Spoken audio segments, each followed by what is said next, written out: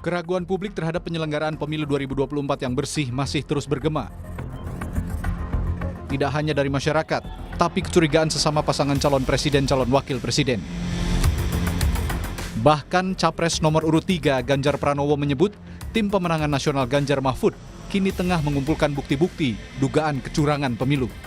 Karena itu akan ada Satgas bentukan TPN Ganjar Mahfud yang khusus untuk mengurusi masalah hukum dan kecurangan dalam pemilu.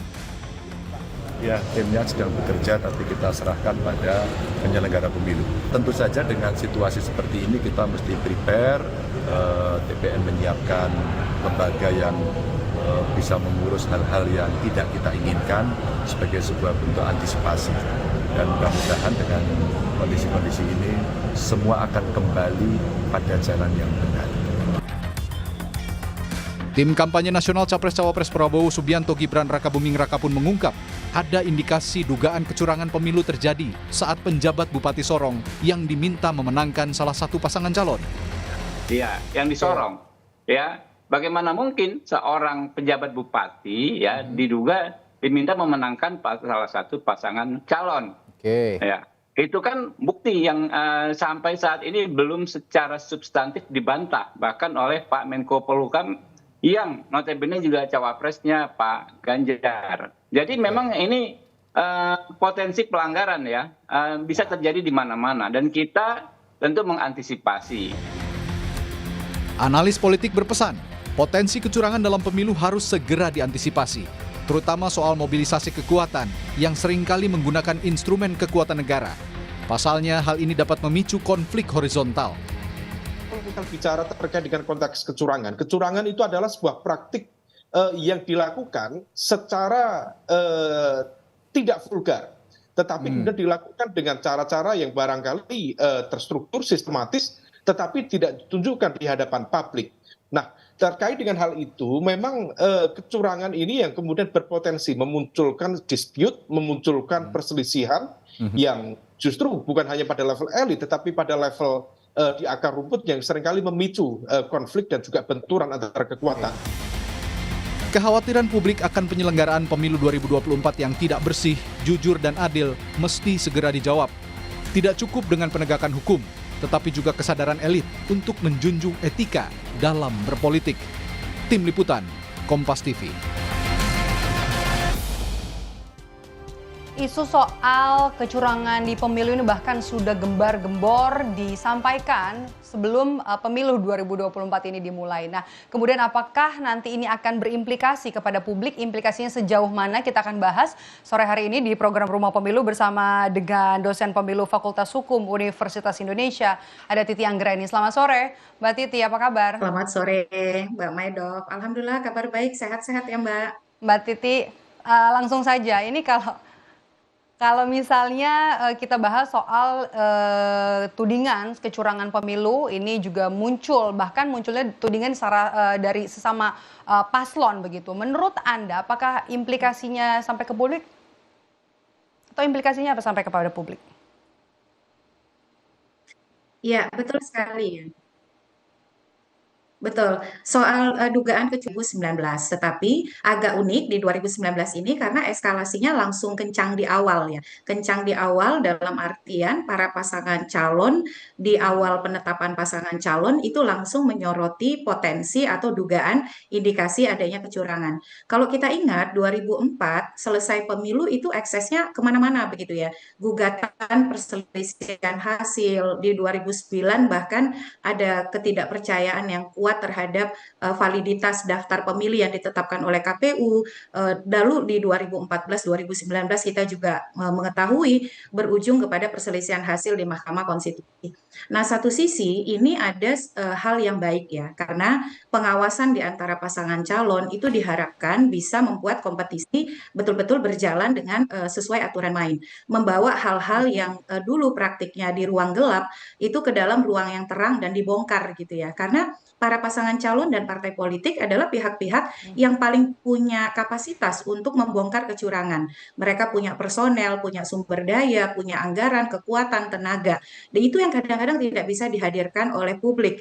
Tetapi di saat yang sama, kalau tradisinya bukan mengandalkan data, fakta, tetapi sekedar asumsi, dugaan-dugaan, lalu diikuti dengan laporan-laporan membabi buta, itu eksesnya bisa kepada memburuknya keterbelahan di masyarakat dan kesulitan untuk membangun kepercayaan terhadap proses pemilu. Bahkan eksesnya Mbak Maidov itu bisa sampai ke pasca pemilu. Jadi kalau misalnya tradisi yang dibangun itu yang penting lapor, data fakta bukti belakangan, yang penting misalnya ramenya dulu bahwa terjadi kecurangan, manipulasi, penyimpangan di tengah masyarakat yang betul-betul merasa ada kompetisi yang membelah, mereka kemudian akan terbangun kepercayaan bahwa oh memang pemilunya ini curang. Oleh karena itu pemimpin yang terpilih melalui proses pemilu yang curang, nanti ketika dia memimpin itu akan terus dirongrong begitu ya. Itu bahayanya. Jadi saling mengawasi, saling melaporkan itu bagus, itu memang harus selalu didorong. Sesama peserta pemilu memang harus mengawasi, tapi asal jangan yang penting jangan asal lapor, jangan asal rame, jangan asal kontroversi. Tetapi siapkan data, fakta, bukti, bongkarlah kecurangan dengan koridor yang benar, lalu sambil dikawal. Sepertinya ketegangannya ini diprediksi bisa semakin memburuk begitu ya Mbak Titi. Dan kalau kita pinjam istilah dari warga Jawa Timur, nggak bahaya tah ini konflik horizontal bisa semakin buruk gitu?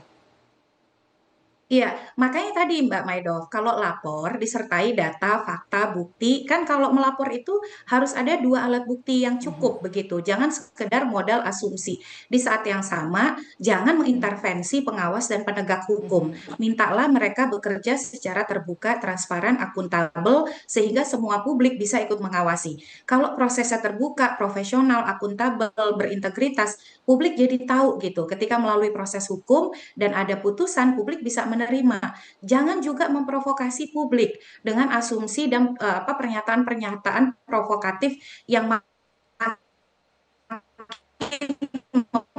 memanaskan suasana. Jadi ikuti proses, kemudian membangun semangat siap menang siap kalah. Kalau memang kemudian misalnya ada pengawas atau penegak hukum yang dirasa tidak netral, berpihak, ambil langkah-langkah juga untuk menindaklanjutinya. Tetapi di saat menggunakan proses hukum ya, Mbak Titi, sorry saya potong, kalau juga, misalnya tadi kan Mbak Titi juga sempat menyinggung soal hasil pilpres nanti ya, dengan adanya tudingan soal kecurangan dalam pemilu ini, apakah juga nanti hasil pemilu bisa ada distrust dari publik terhadap hasil pemilu 2024?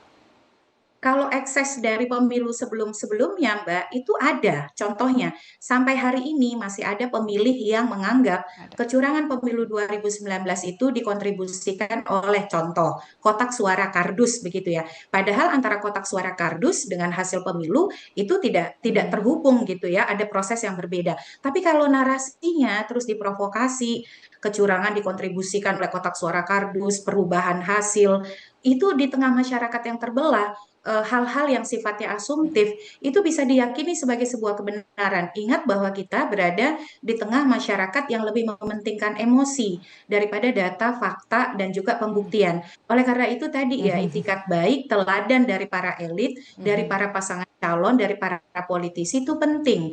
Jadi ketika dia memproses suatu pelanggaran, melaporkan suatu pelanggaran, itu ditempatkan dalam koridor proses hukum yang benar, mengajak masyarakat mengawal, tapi bukan kemudian diikuti dengan teori konspirasi begitu ya, Mbak Titi, begitu. Nah itu yang tidak Mbak boleh. Titi, yang terakhir singkat saja Mbak Titi, lalu solusinya seperti apa? Baik dari penyelenggara pemilu, dari partai politik, dari publik, harusnya seperti apa nanti untuk mencegah kecurangan ini?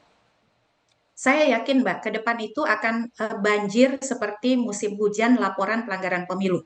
Sesama peserta pemilu itu akan saling lapor. Itu pasti akan jadi fenomena yang terjadi di dalam proses pemilu 2024. Oleh karena itu satu, penyelenggara pemilu jangan berpihak. Harus mandiri, tidak boleh kemudian menunjukkan dukungan atau partisan kepada salah satu kelompok. Lalu pengawas dan penegak hukum, bekerjalah sesuai aturan main.